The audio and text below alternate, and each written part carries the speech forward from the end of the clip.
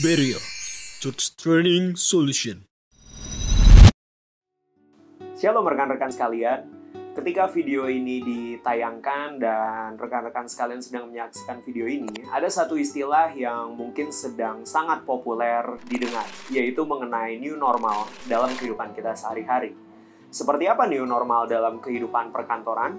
Begitu banyak yang saat ini tidak ke kantor lagi seperti biasanya, bekerja dari rumah, meeting menggunakan video aplikasi Zoom dan sebagainya. Kemudian new normal dalam kehidupan sekolah pun saat ini begitu banyak belajar online. Demikian juga new normal dalam kehidupan berbelanja, saat ini begitu banyak restoran dan sebagainya yang menerapkan hanya boleh 50% saja yang datang.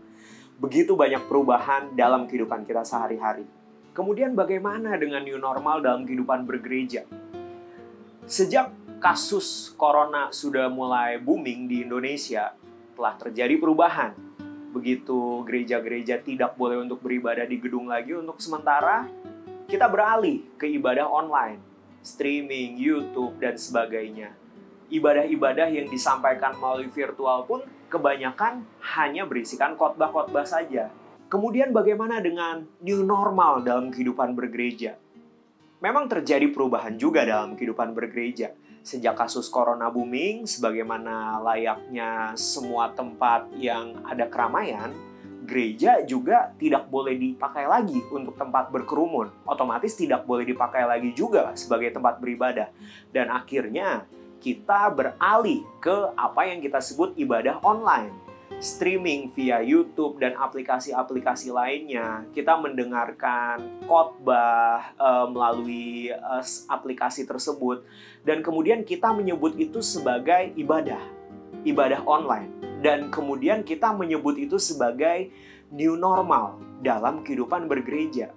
Tapi apakah benar demikian?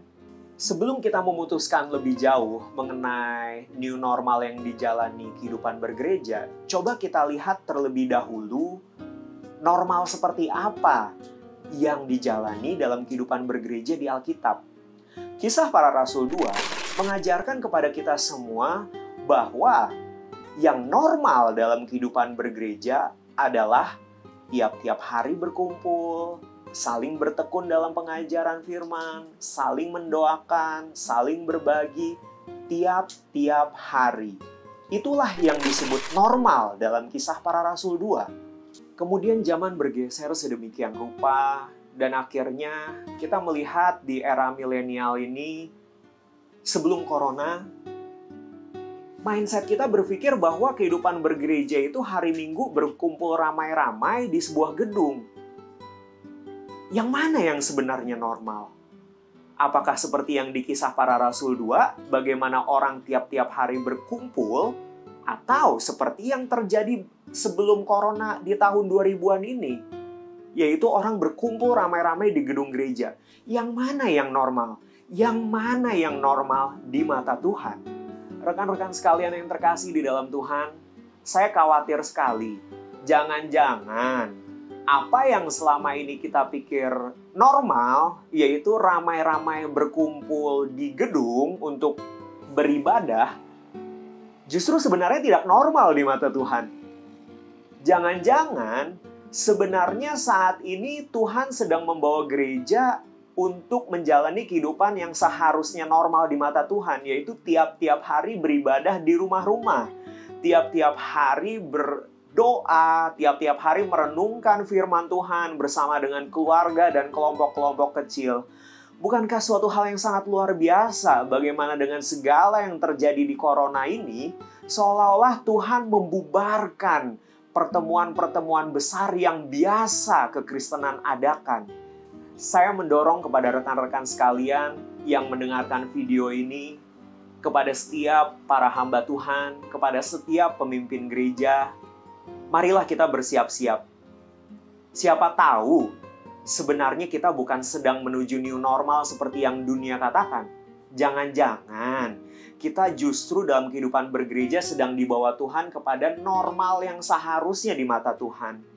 Wahai para hamba Tuhan, wahai para pemimpin gereja, sudahkah Anda menyiapkan para sumber daya yang cukup di gereja Anda untuk memimpin ibadah dalam kelompok-kelompok kecil di rumah-rumah? Tidak boleh banyak-banyak sesuai dengan anjuran pemerintah. Wahai para hamba Tuhan, sudahkah Anda mempersiapkan para ayah, para suami untuk memimpin doa di keluarga, untuk memimpin mesbah keluarga, untuk memimpin perenungan firman Tuhan bersama anak dan istri?